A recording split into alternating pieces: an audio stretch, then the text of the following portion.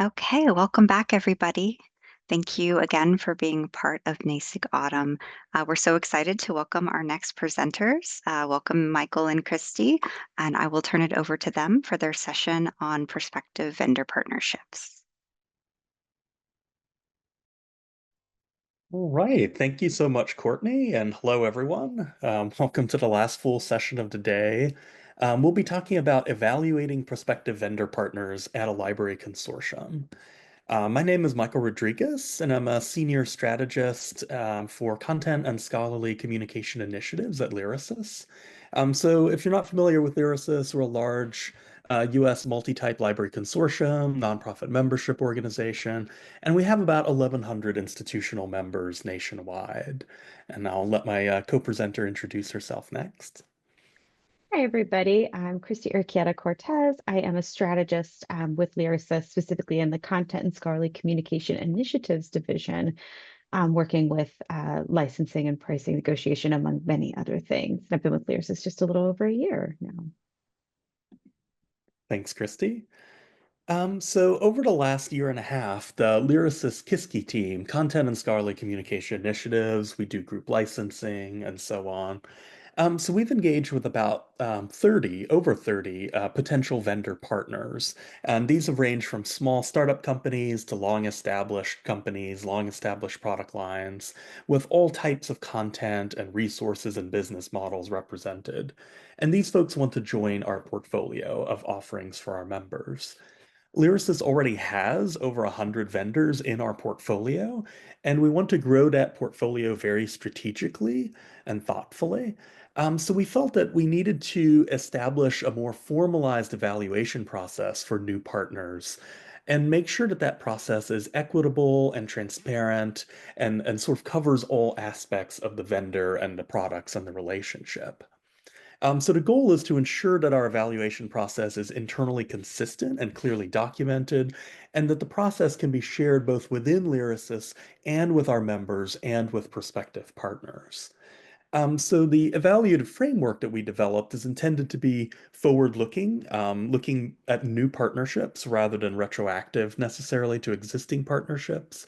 It's intended to be flexible, so it's more of a document with core considerations rather than a rubric or a rating system or something like that. And it's also intended to be a living document that evolves as the needs and expectations of our members evolve. And ultimately, the goal here is what I'm calling on the screen here selective partnering. So it's really important for Lyrasis to be much more than a bind club. It's important for us to be making thoughtful, strategic considerations and decisions about the products and partners that we lift up to our members. So work in developing this evaluative framework began in late 2023. It consisted of discussions across Lyrasis with our colleagues. We did benchmarking with other consortia. We conducted research and tracked down other evaluative frameworks. We had conversations with members. And then we drafted and are continuing to revise the framework, sort of workshopping it with colleagues and members. And this fall, we began piloting it with prospective new partners, and Christy will be talking more about that later in the session. So the evaluative framework in question, it's a long form document that we're still developing. So what we've done here is actually pull out a handful of key considerations that go into every evaluation. And we have made those publicly available on our website right now. And we'll be looking at those considerations in the next few minutes. So first and foremost, Lyrasis prioritizes partnerships that align with the mission and values of Lyrasis and of our members and partners. So we want to make sure that whoever we partner with aligns with the core values of our team, those values that you see on the screen in just a moment. Those are connectivity, sustainability, creativity, integrity, and inclusivity. These values really underlie all of the work of the Content and Scholarly Communication Initiatives team at Lyrasis, and we really want to see these exemplified in our vendors as well, in our vendor partners. Second, Lyrasis prioritizes partnerships that address the needs of library and scholarly communities in unique or innovative ways. So when we're looking at a prospective new partner, we want to see a clear need for and demand for that vendor's products or services in the community that we serve. And we want to see that need being addressed in a way that's unique or that's innovative.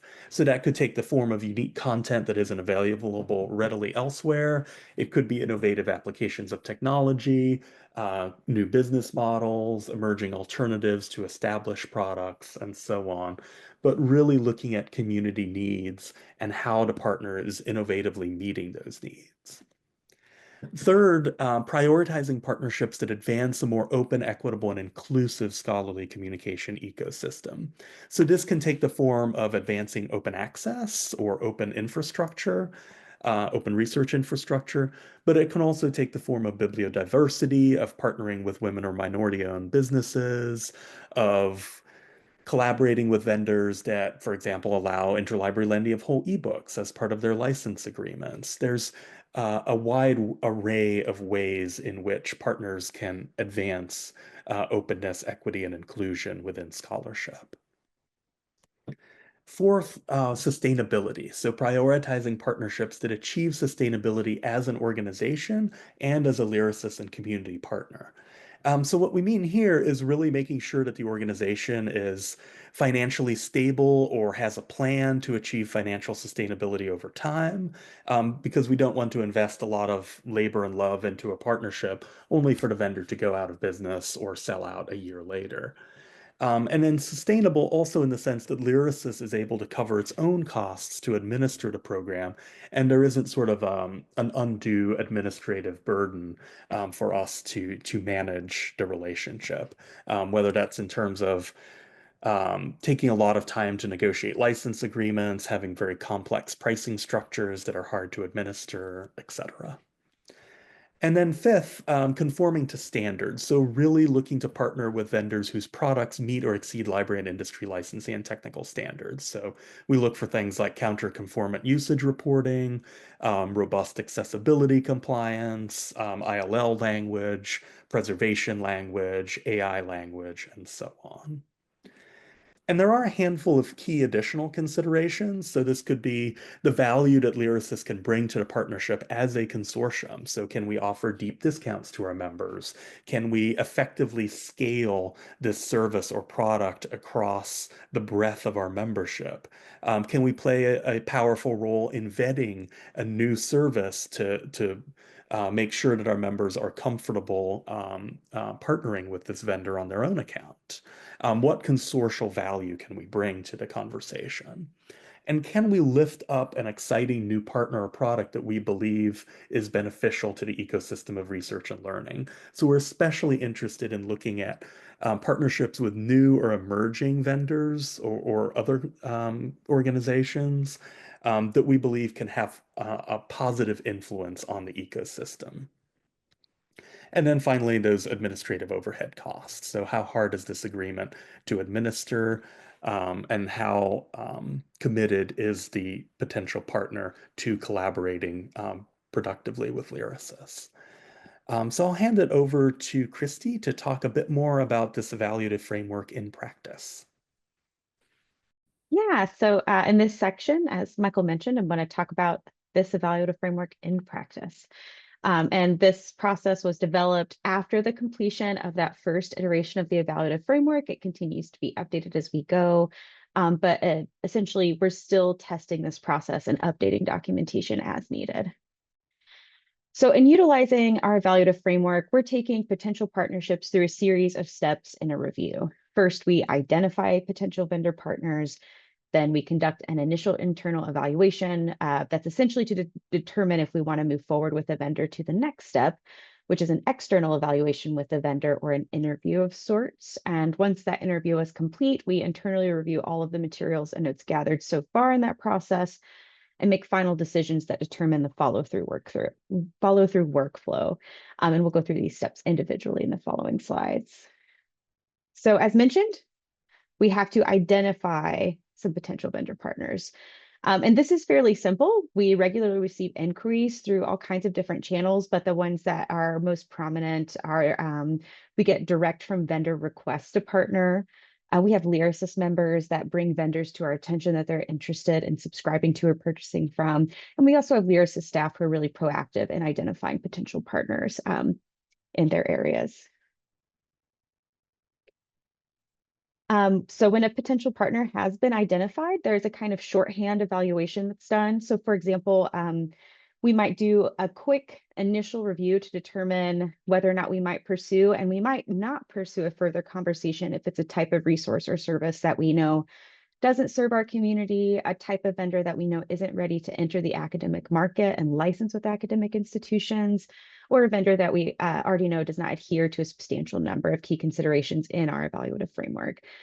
However, if that quick internal evaluation determines that we might want to move forward with a vendor, we go ahead and go to the next step. And this is the external evaluation with the vendor. So that interview that I mentioned essentially is kind of a quick shorthand for that. And in this stage, a staff member is assigned to review any given resource.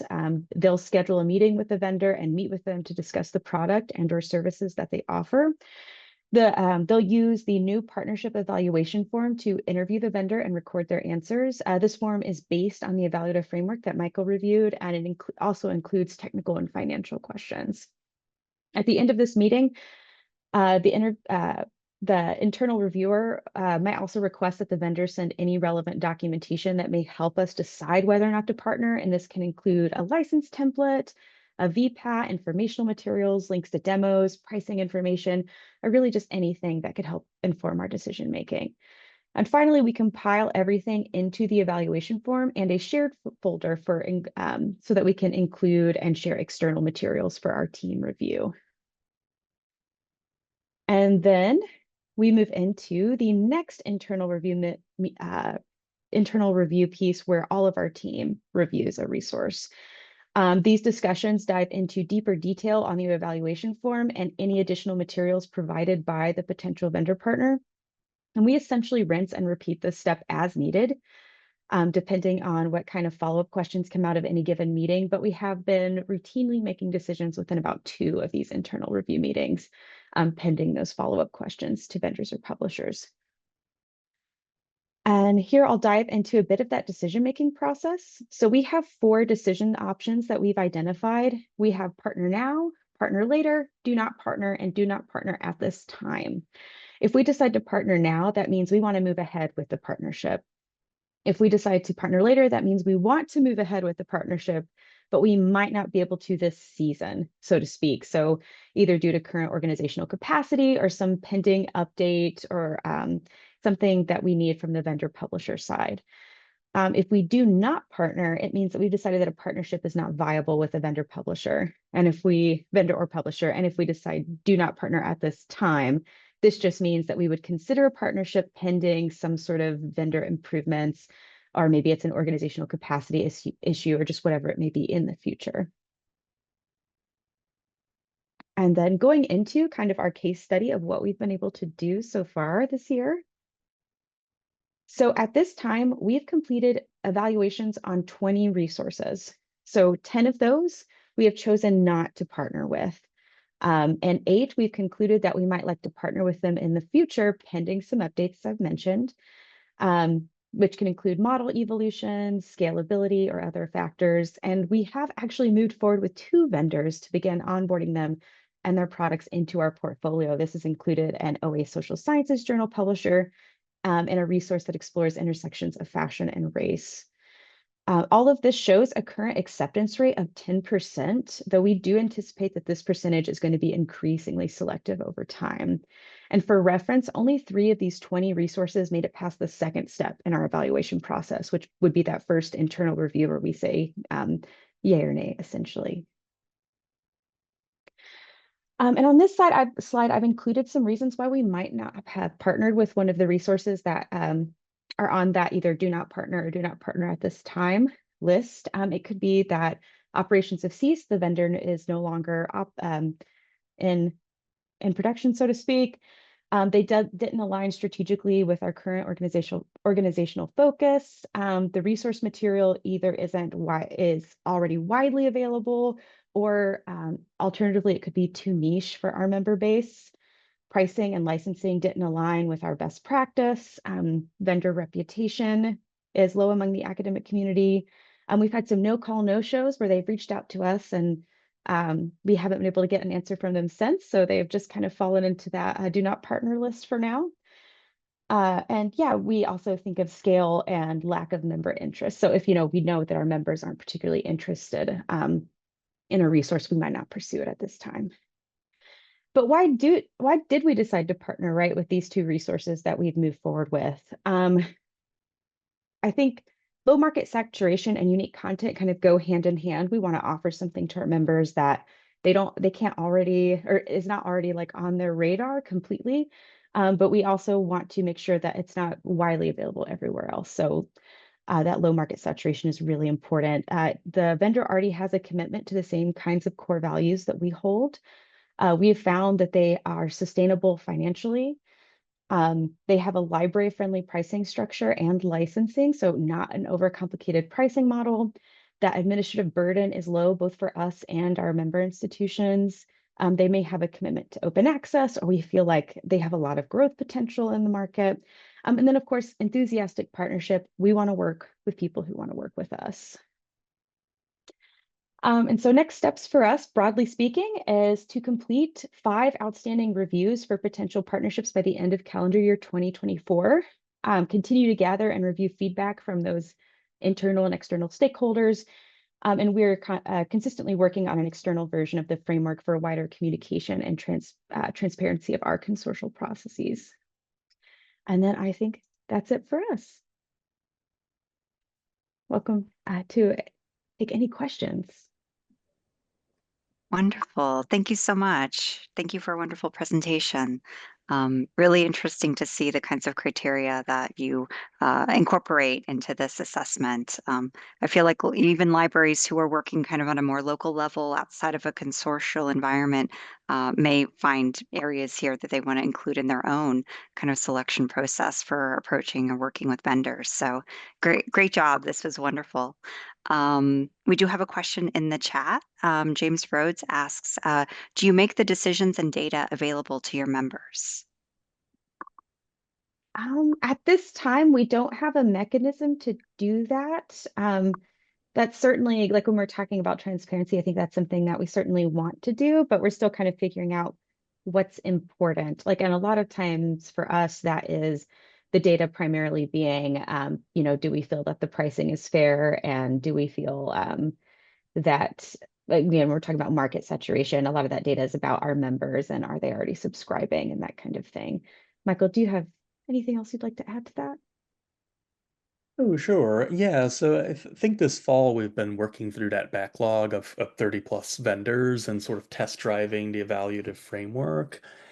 So hopefully in spring, once we've gone through most of that process, we'll be able to sort of package this up in a way that we can share with members at scale, Mhm. um, along with a public version of the framework, as Christy shared.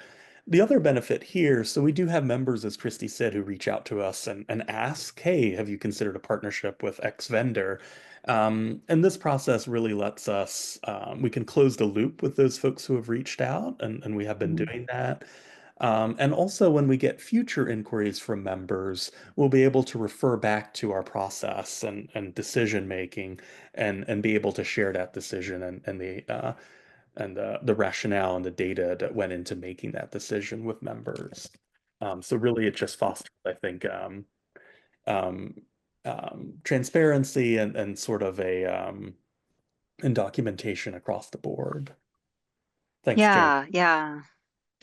While I was listening to your response, I was thinking like this is a great way to capture institutional memory, Mhm. Mhm. and kind of get that snapshot. Not that things won't change because there can be a certain level of dynamism, but you have a great mechanism for getting that snapshot. So it's easy for someone to come back and say, "Oh, why didn't that move forward?" Well, we can look at the rubric and tell right from there. Yeah, Mhm. absolutely. Yeah, great application of that. If any other attendees have questions, please feel free to pop them in the chat. Thank you